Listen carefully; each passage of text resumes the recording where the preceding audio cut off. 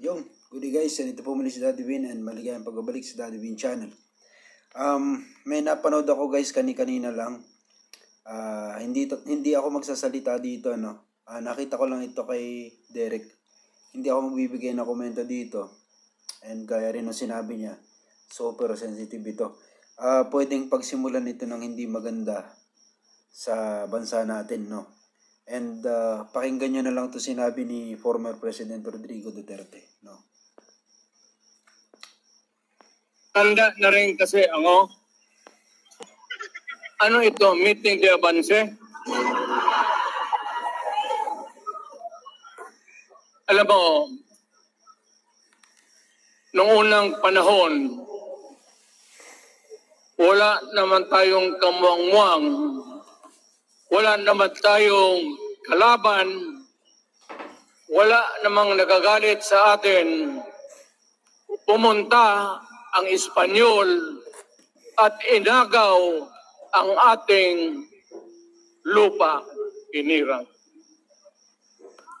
For 400 years, nagtiis ang Pilipino subjugated by foreigners.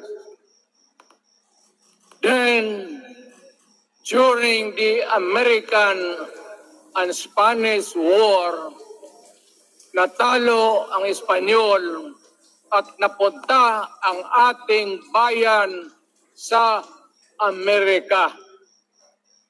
Anak ng grabe ang tiis ng Pilipino, yung mga lolo natin. Kung gaano na lang sila pinahirapan. Alam mo noon, kung hindi ka magsimba, ay may mga pare nandyan, they know the history of Christianity. Alam mo noon, kung hindi ka magsimba, 10 palo sa katawan mo. You doubt my... Ayan si Father Ibasco, Chief of Staff ko sa City Hall. Siya yung NPA leader doon sa Libungan, may plenum ang komunista. Itong mga sundalo natin, nandito sa harap ko, nahuli yan si Ibasco. At ako naman ay fiscal noon, pumunta ako sa Katintipan para i-administer ko yung oath niya, yung statement niya kung totoo o hindi. Pagkatapos noon, sabi ng mga sundalo, Piskal, papatay namin itong 2 pare. Father Tison, Waray, pati si Father Ibasco. Bumaba yan sila sa Visayas para makiksapalaran sa NPA. Sabi ko, wag, kasi pare yan. Alam mo, ang Diyos nandyan kung ito lang naman ang prinsipyo, ideolohiya, hindi naman kriminal yan, kidnapper o pusher. Sabi ko, kulungin na lang ninyo. So, sa matagal na panahon, sulat siya ng sulat kay Cory. Eventually, na-release yan sila lahat. Pati na ang asawa nila Quintanar, yung mga komunista, mga Esparo, nanggaling dito at naging uso sa buong Pilipinas yung pagpatay. Wala. Barangay captain, konsehal, military, navy, police, puro may pamilya. Anak ka ng kakawalang kwenta yung ideolohiya. kung hindi mo man lang mabinta sa mapayapa na panahon. So kinuha ko sa Chief of Staff, tapos umuwi siya sa Bohol, naging governor. Pare ito. Nandito siya ngayon, kasama tayo, at maraming salamat. You guys from other parts of the Philippines nagpunta rito para lang makipagduyog sa Bisaya. Sumama lang sa ating, sabay tunong sa Tagalog, yung ating, the purpose of why we are here. Wala akong, no longer in politics. I am not a candidate. Nahirapan nga ako mag-akyat ng hagdanan. I am 80 years old. 79 lang, pero hindi binibilang yan eh. Sabi malas daw. Sabi ng asawa ko, 80 na ako. O sige, 80 na.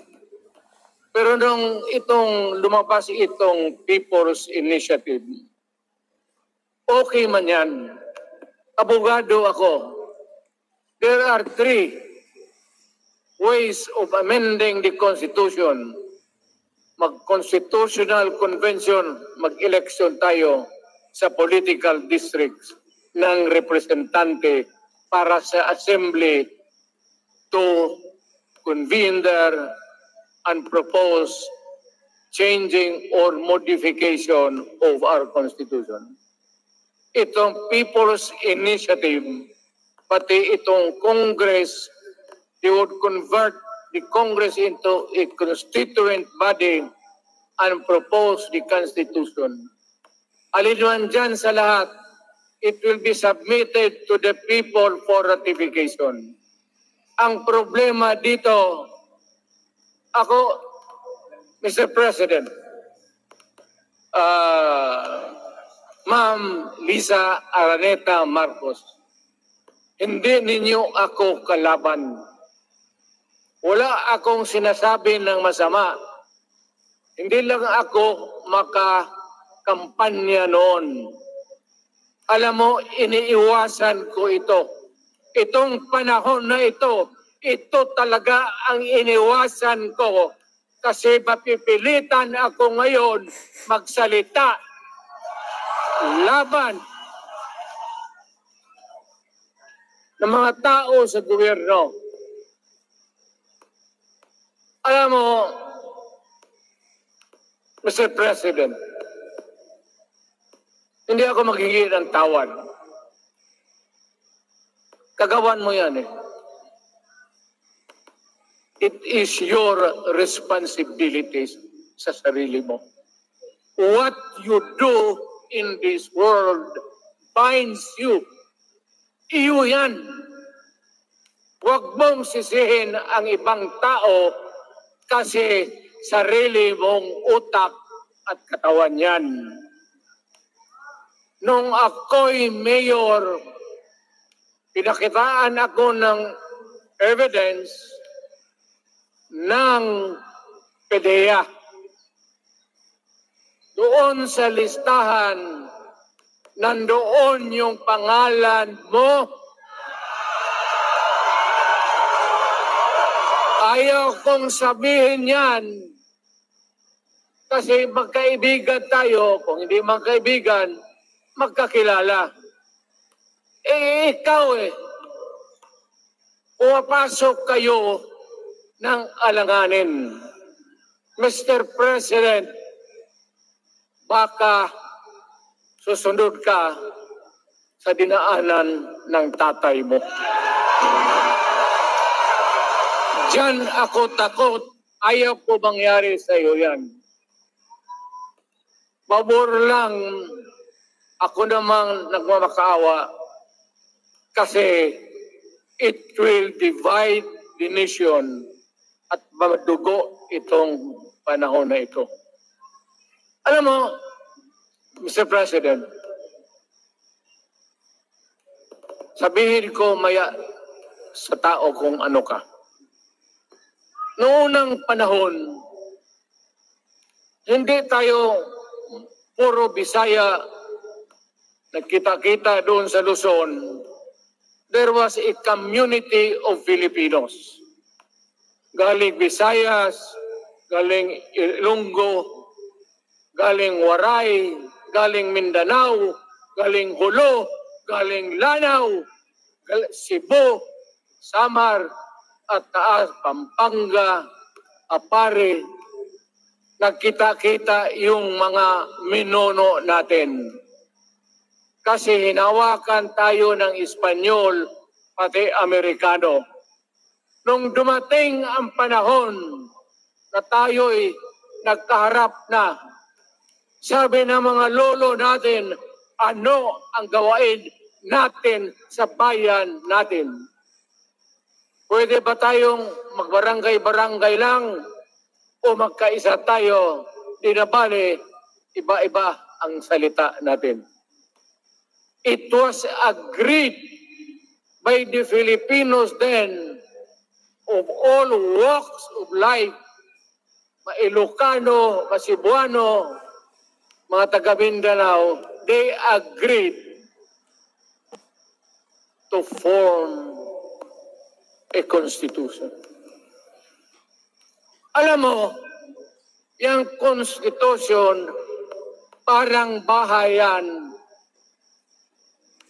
sa tao. May poste.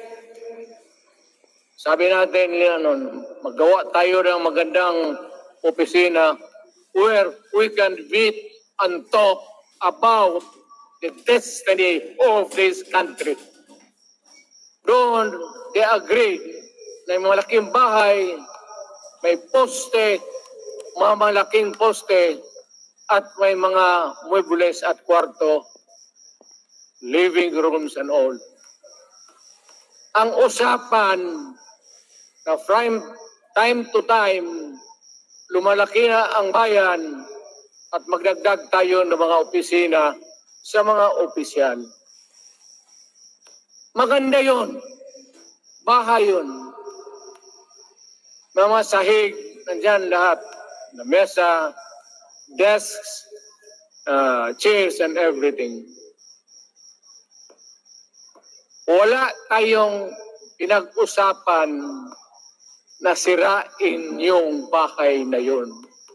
It was intended for posterity at inabot sa atin yung konstitusyon na yan. Although it was amended and modified, but it is still the fundamental law since 1935 hanggang ngayon. At what keeps in Ilocano, Bisaya, Waray, Moro, bakit tayo nakaisa? Magkaiba ang salita natin, ang pagkain, iba? Ugali, iba? Bakit tayo andito ngayon?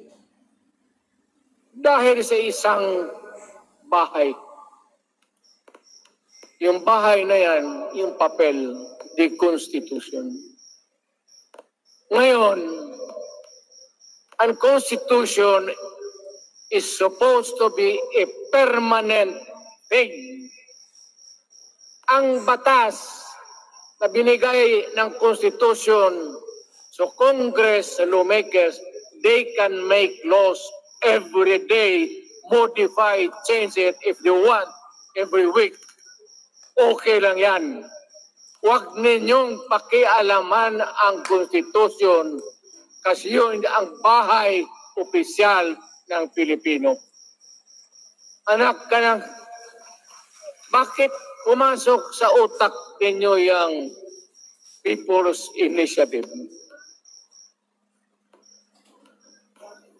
Anong nakain ninyo? There's nothing wrong with the Constitution right now.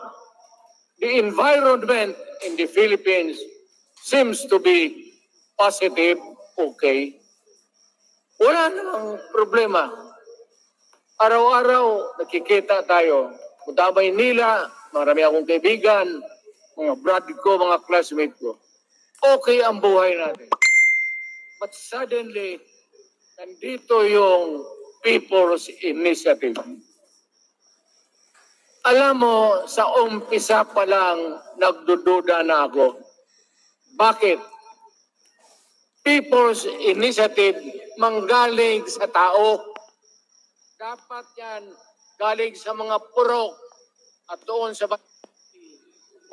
sa DILG, ipasa nila sa siyudad, sa probinsya, at sa national office. Dito mga congressman,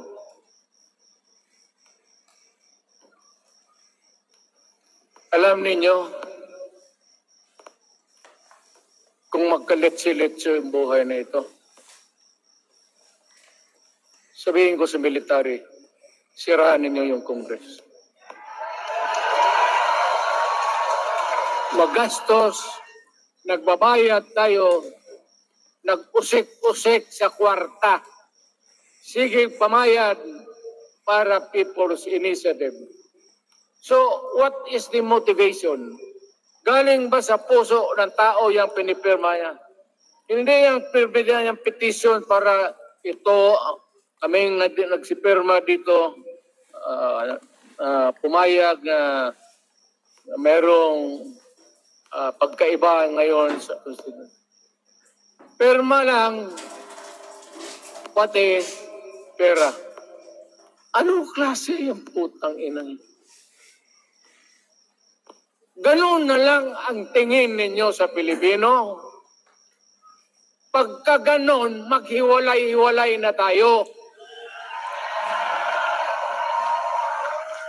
Kayong taga Luzon, pumunta na yan sa Mindanao, mag-declare na lang tayo ng independence separate.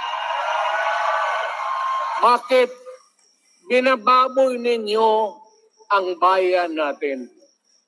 Ako naging presidente. Ako naging mayor. Ako naging congressman.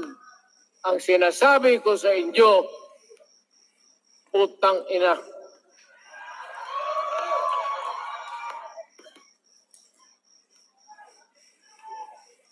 Malinis to. Baka ihi mo ito ha.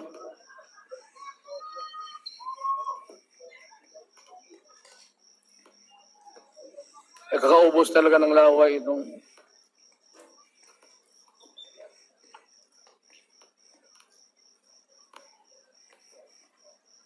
What do you expect? The national government, particularly ang Malacanang, anong gusto ninyong response? Wala kayong mga seminar na ganon. You never educated the Filipino people. You want the Filipino to remain ignorant para you can do what you want with the country. Yan ang totoo. Kasi ginagago ninyo para walang alam ang taong bayan. Well, kaming nakapag-aral at may alam kundi hindi katanggap-tanggap yung ginagawa ninyo. Sa umpisa pa lang, binibili na ninyo yung signature ng Pilipino. Yun ba ang People's Initiative? You know, national, provincial, city, munisipyo, then the barangay. Yan ang echelons ng power sa gobyerno. Hindi naman ninyo gigamit ang barangay at binigyan mo ng 20 milyones isa't isa sa kanilang mga congressman. At binibili ang Pilipino. Alam ninyo kung ano yan? Kaluluwa ang ninyo ang binibili ng taong bayan. Hindi ako mapayag ng ganon. Nakapag-aral ako, hindi naman ako ignorante. Bakit ka mag-people's change? Ang problema ninyo, ganito. Hindi pa, mauna. Ang malas ng Pilipinas, every president, almost all, pag naupo na dyan sa Malacanang, walang ginagawa kung mag-isip ang mga putang ina kung paano pahabain ang termino nila. That's the problem. Bakit ganon kayo? Ang demokrasya may eleksyon. Para naman, tignan ninyo, Presidente Osmeña Bisaya. Ang napaalaala ko pa, Garcia Bisaya. Then Magsaysay Ilocano. Then si Quirino Ilocano. Ganon dapat. Ang eleksyon is a cleansing process. Gumagalaw yan. Huwag mong pigilan. Ngayon, kung ikaw nandyan, naupo ka, you stop the process of governance, hintuin mo, kasi pahabain mo ang termino. Gusto mo, sabi ko nga sa iyo, Mr. President, kaibigan kita, Bingmo. Pag pinilit mo ito, lalabas ka ng Malacanang kagaya noong panahon na pinalayas kayo.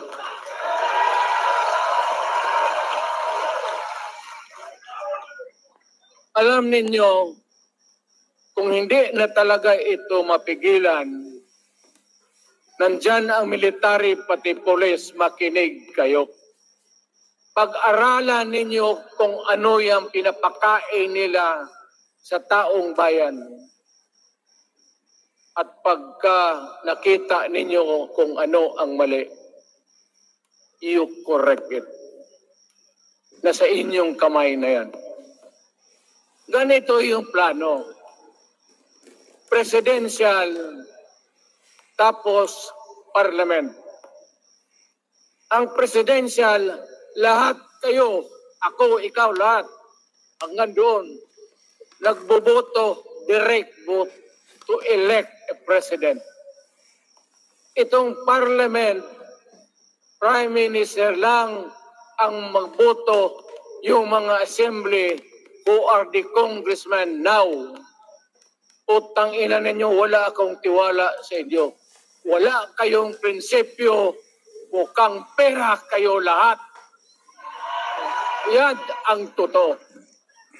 Kaya gusto ko, pag nagka-letse-letse nga pumasok ang military, palitan ninyo lahat.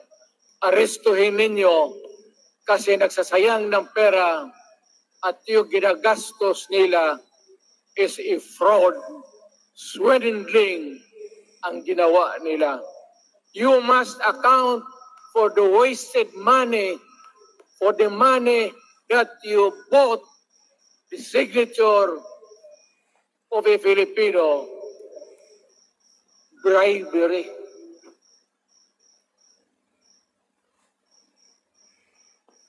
Magdasal lang kayo. If by the grace of God, mabalik ako,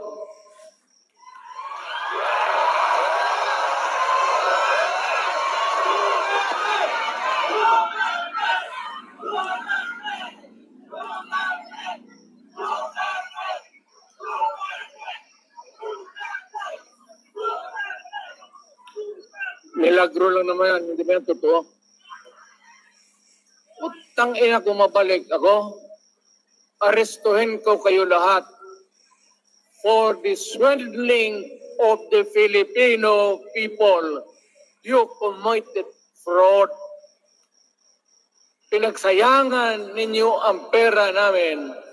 People's Initiative does not involve buying the vote or the signature of the Filipino. talagang mga wala kayong prinsipyo, mga putang ina ninyo. Yun know, baski ano ka, diyan katagal ako. Yan. Yung sa likod ko, umupo ako diyan. Vice Mayor ako. Diyan Mayor ako, pinakamatagal. Naging congressman ako. Presidente.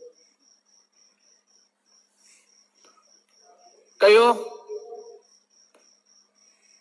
nagpasok sa Congress, eleksyon, nanalo, Seiko. So parang ganito, yung mga, para sa mga dalaga, pati lalaki. Pasok niyan, Seiko. Paglabas niyan, pagkatapos, Rolex na. Pumunta ng Malacanang, nakatamaraw, paglabas niyan, nagka-Mercedes-Benz. Busog kayo lahat. Tingnan ninyo yung mga bahay noon ng mga congressman at tingnan ninyo ngayon kung ano kayaman sila, lalo na yung mga bahay nila sa Maynila.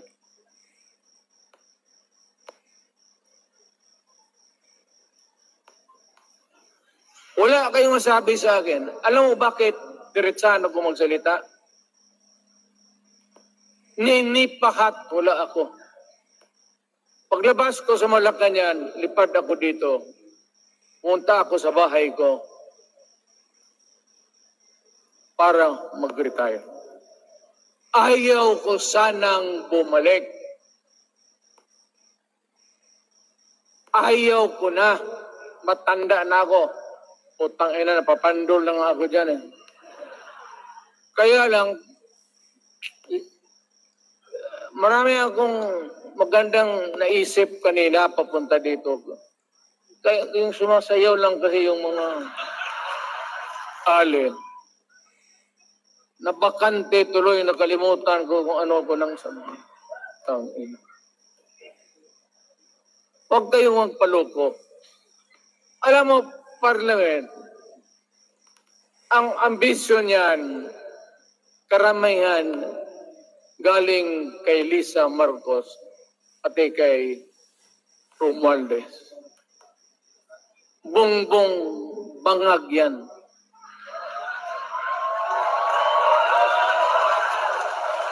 That's why sinasabi ko na sa inyo ngayon, si Bongbong Marcos bangag noon, ngayong presidente na bangag natin ang presidente. Kayong mga military, alam ninyo yan. Lalo na yung nasa Malacanang. Alam ninyo.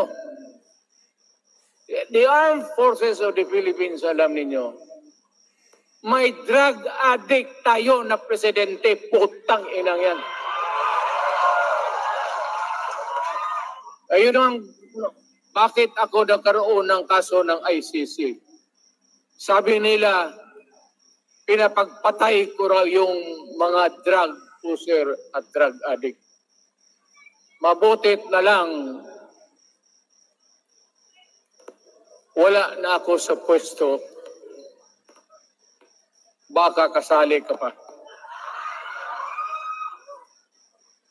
Now, Mr. President, pinilit ninyo kami.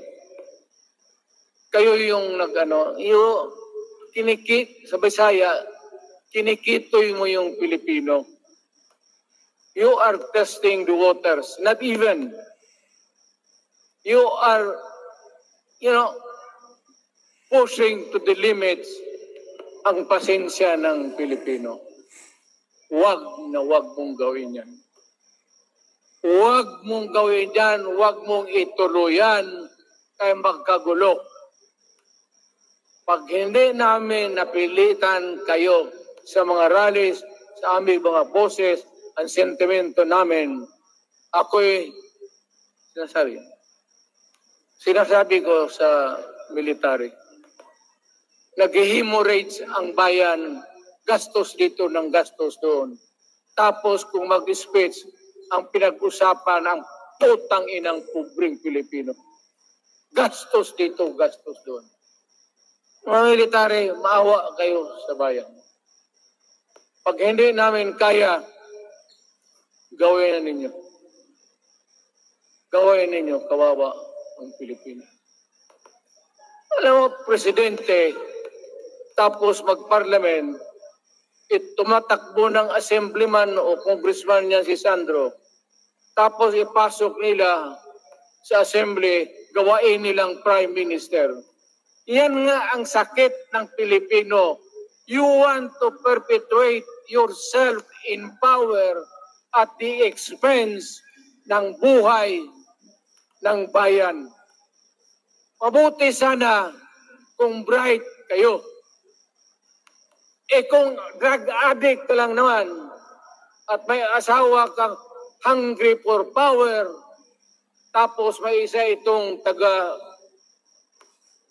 Leyte, gusto siyang mag-prime minister at gawin niya itong bongbong, diyan ka lang, ako ang bahala. Ceremonial president ka na lang. Ako na ang magpatakbo ng bayan sa parliament.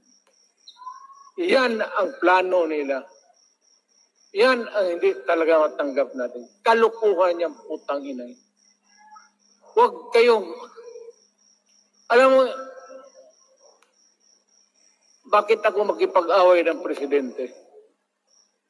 Marami siyang sundalo. Kaya natin, kayong pumalag, pero there is always a time for everything. May panahon na ikaw ay sikat. Sa ayaw mo at sa hindi, may panahon ka talagang papapa dyan sa Malacanang.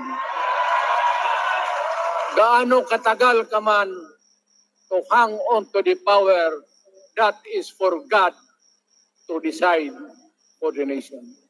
Kami, patayin ninyo, wala na akong silbi. Tapos na ako, naging presidente na ako. Nakatikim na ako ng pag-upo ng silya dyan sa Malacanang. Ganoon na lang ang ang alaga ko sa bayan. Alam mo ba, tanungin mo yung lahat ng senador. Magbisita sila, isang kanin, isang pork chop o isda, sabaw. Noong panahon ko, sabi ko, yan lang ang mapakain ko sa inyo. Walang steak kasi mahal yan. Hindi natin pera itong kinakain natin. Yan ang totoo. Magtanong kayo ng taga-Malacanang dyan. Hindi ako nagpabibida. Sinabi ko lang, huwag ninyong kalimutan, Mr. President, ang delikadesa. Mahirap yan. Magkaroon tayo ng...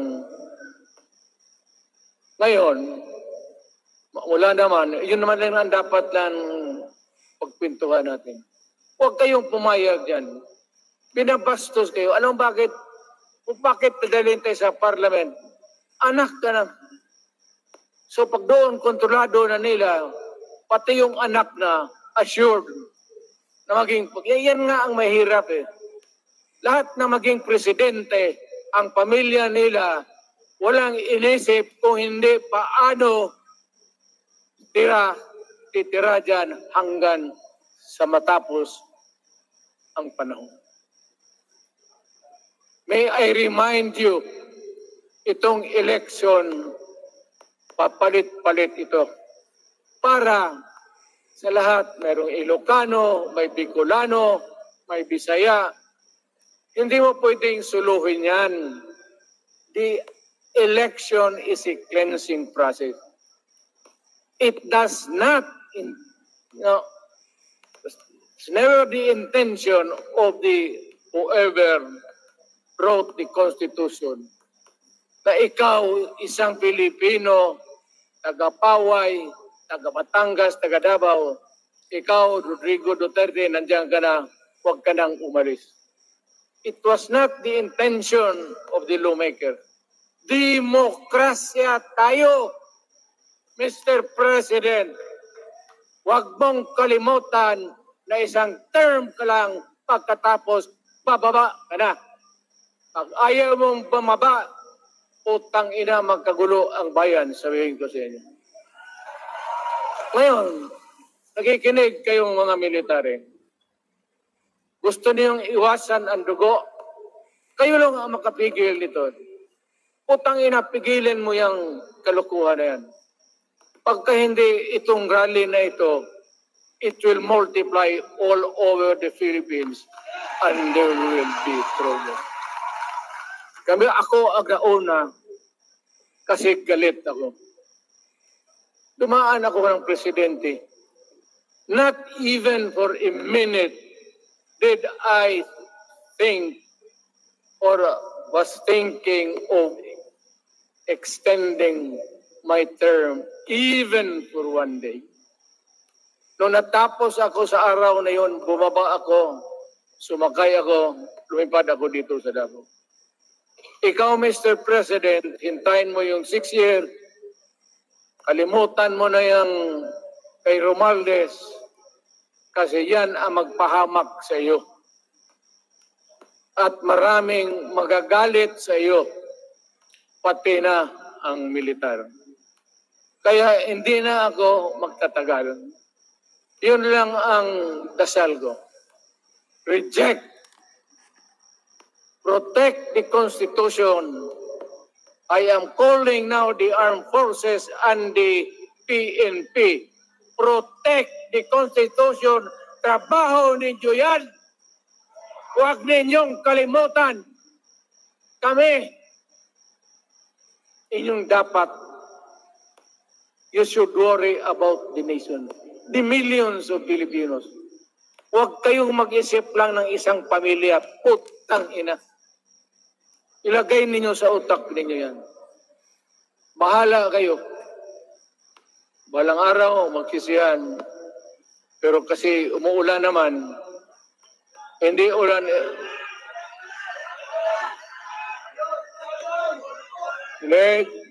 Shower lang yan doon sa Malacanang, ginagawa nila. Pasirit doon.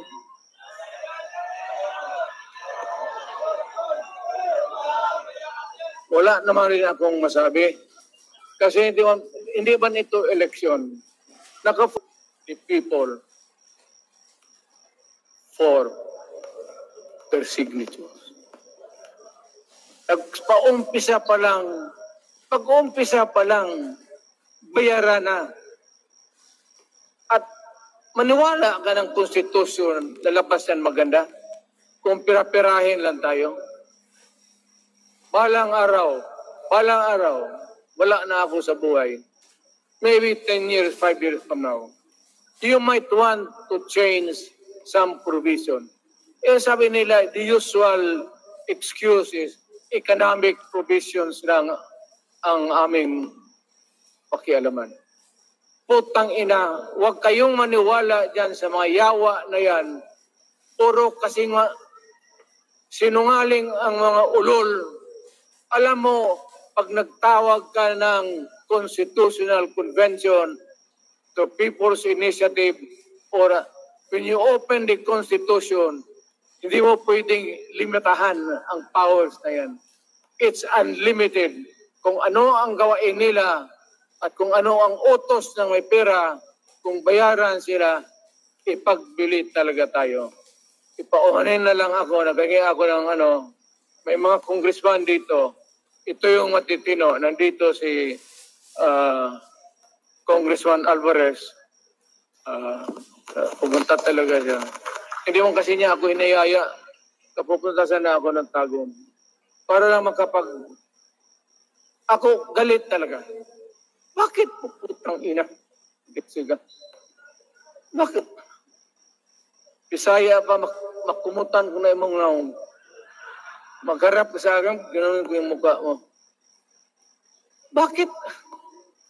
Bakit bigyan mong problema ang Pilipino?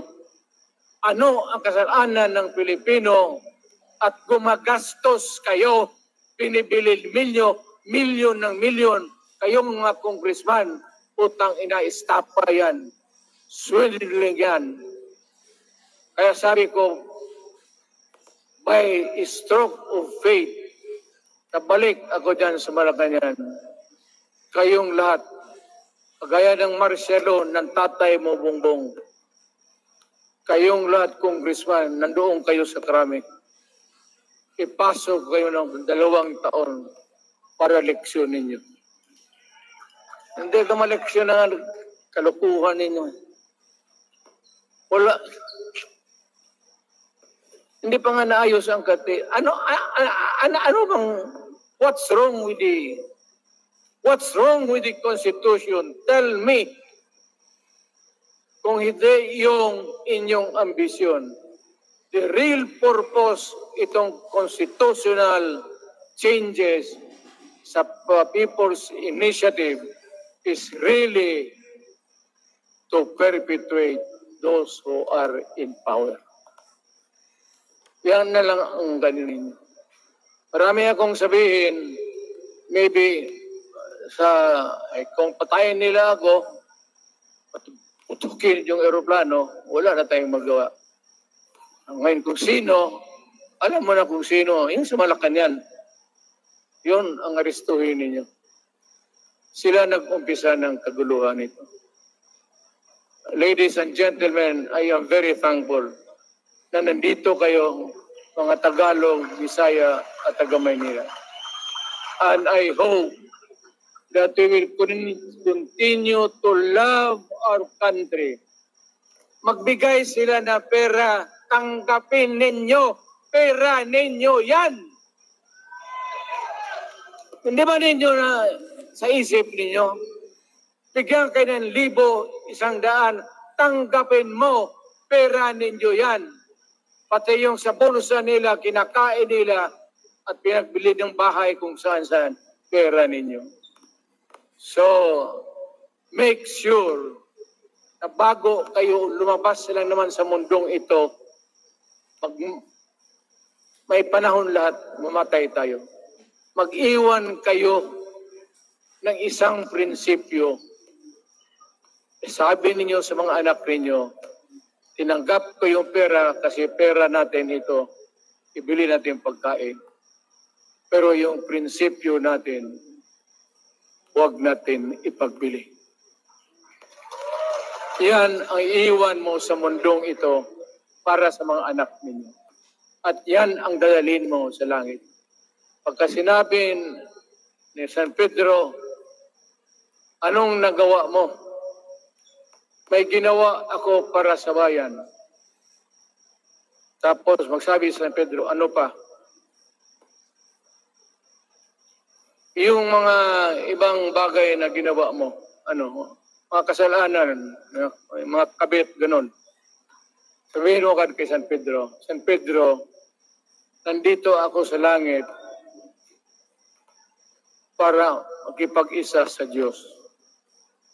Pag hindi ka tumahimik, yung manok mo, hawakan ko, ilambos ko yan sa ulo mo. Utang ina ka. Buksan mo yung kwartahan at papasok tayo, magkita-kita tayo sa langit. Lahat kayong hindi nabili, sigurado ako, langit kayo. So, kaya basing anong kasalanan niyo, okay na yan. May guarantee na kayo yung passes. Mahalaga yan as a matter of principle. Prinsipyo sa tao. Maraming salamat po. Okay guys, matindi yung mga narinig nating pananalita dito, no? Mula kay kay President, former President Rodrigo Duterte, no? And hindi natin alam kung anong pwedeng maging reaksyon ng presidente dito, si President Bongbong Marcos, no? And muli ay kay Dear Freddy, no, maraming salamat. Ginamit ko yung live stream mo kanina. Actually halos kakapanood ko lang kanina lang. Naisipan ko na siyang ipasok dito sa sa video recorder, no. And maraming salamat pa rin, no. And yun. Tingnan natin kung ano mga kasunod na mangyayari dito, no. matindi, basta para sa akin, matindi yung mga pananalitang binitawan dito ni PRRD, no? Ni former President Rodrigo Duterte. So, yan. Abangan na lang natin kung ano yung mga susunod na mga mangyayari, no? And super fresh kasi ito. So, halos kakapanood. Halos kapapalabas lang nito kanina lang. Live yan kanina sa Davao City, sa Rizal Park. Nakalagay naman dun, no? And yun. Abangan na lang natin to. So yun guys, yun. Ingat kayo. Ito po muli si Daddy B. Bye-bye.